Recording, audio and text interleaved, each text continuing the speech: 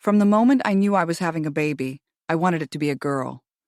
I wandered the aisles of department stores, touching doll-sized dresses and tiny sequined shoes.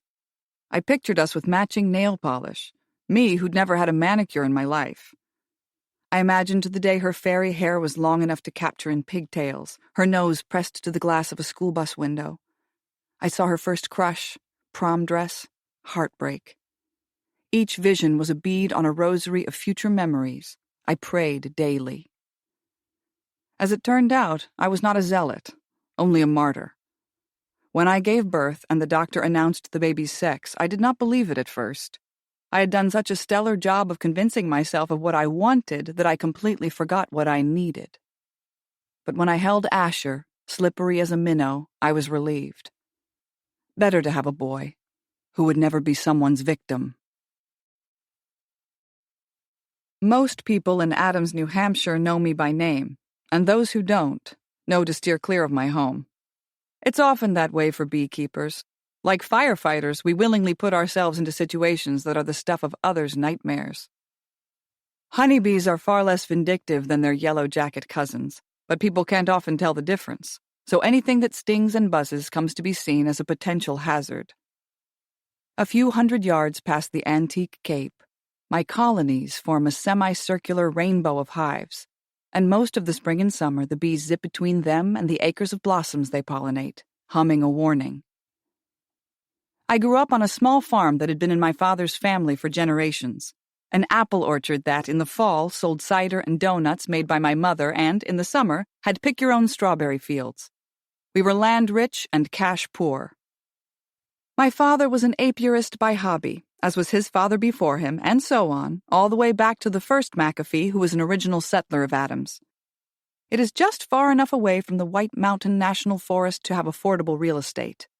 The town has one traffic light, one bar, one diner, a post office, a town green that used to be a communal sheep grazing area, and Slade Brook, a creek whose name was misprinted in a 1789 geological survey map, but which stuck.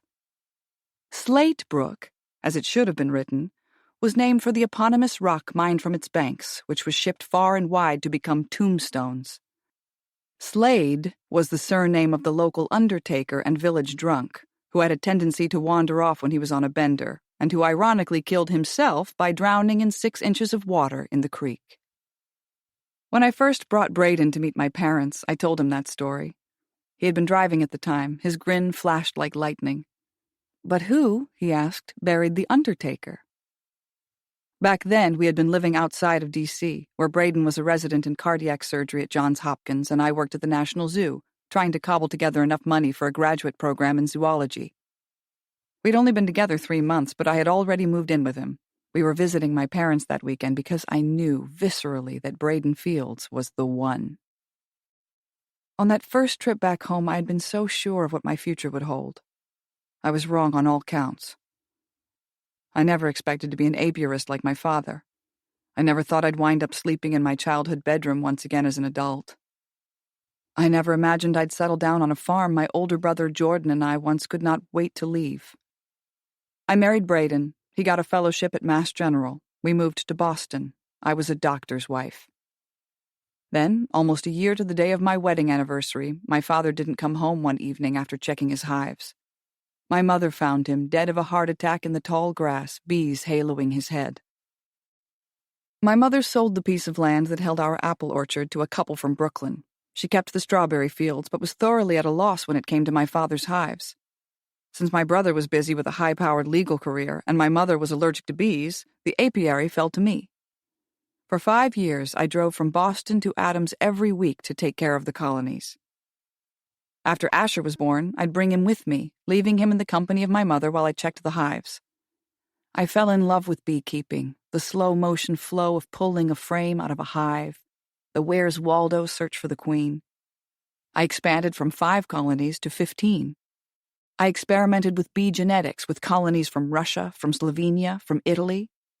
I signed pollination contracts with the Brooklynites and 3 other local fruit orchards, setting up new hives on their premises.